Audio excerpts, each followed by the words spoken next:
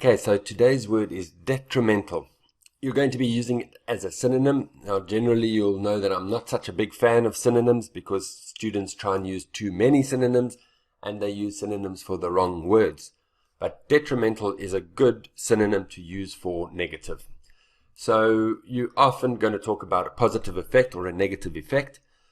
These themselves are good phrases. You should use these, absolutely use them at least once, but you don't want to be using them too many times.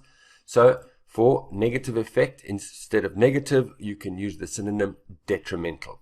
Great, I'll do positive effect in another video. So there are two ways you're going to use detrimental. Have a detrimental effect on and be detrimental to. Maybe can be or be. Why do we have these two ways? Because detrimental is an adjective, and there are two ways that we use adjective. We use an adjective before a noun, or we use an adjective after the verb to be. So those are the broadly, those are the two ways we use adjectives, and detrimental is no exception. Yes, there are other verbs that can go there, but this is not grammar, so I won't go into that. I want you to rather just remember these two phrases. Have a detrimental effect on. There can be another modal verb over there. Can have a detrimental effect on. Or be detrimental to. Right. Learn those two phrases and use them instead of positive effect, negative effect. Of course, there are other nouns that you can put there, but I don't want to go into that now. I just want to stick with effect for this video.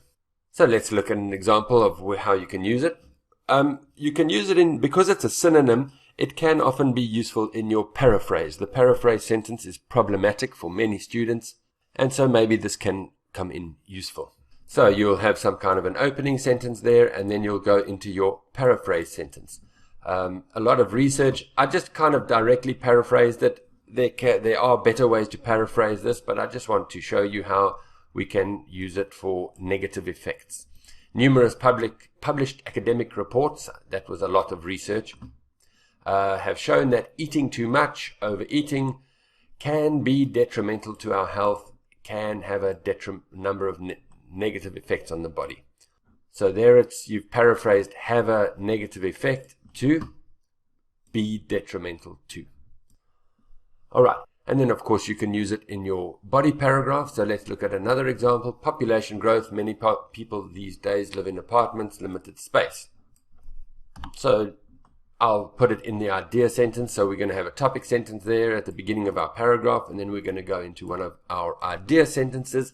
Spending too much time indoors can have a detrimental effect on people's mental health.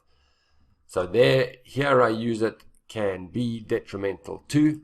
Make sure you get the prepositions right, they're very important. And here it's have a detrimental effect on.